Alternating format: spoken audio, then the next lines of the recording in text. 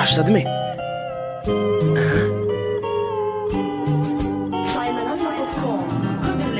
Bugün 8. Mart.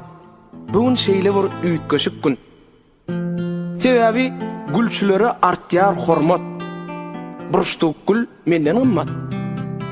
Şuň kunyň näkili üýtgeşikligini men size aýtyp bereýin. Dinle.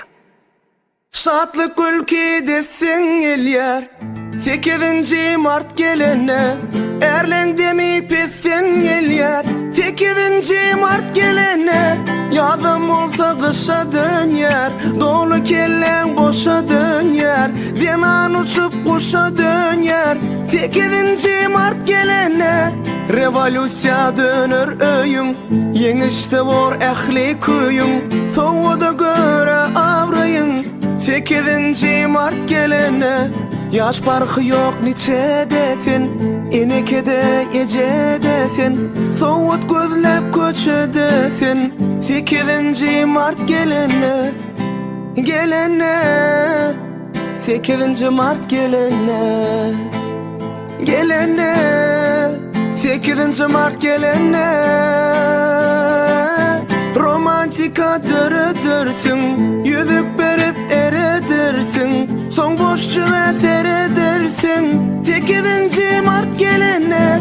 Beýle günler bolýar seýrek, aş bedödün käse çeýnek, bir giymersin uzyn köýnek 8. Mart gelene.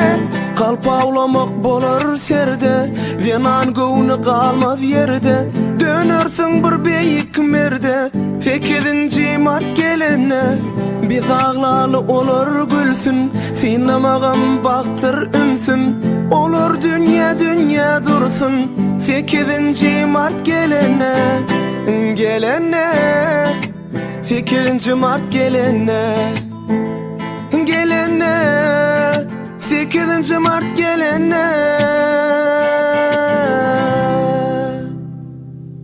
Biz aglaly olar gülsün, olar dünýä dünýä dursun 8. Mart gelene. Faynalanma.com Birinci ekskluziv.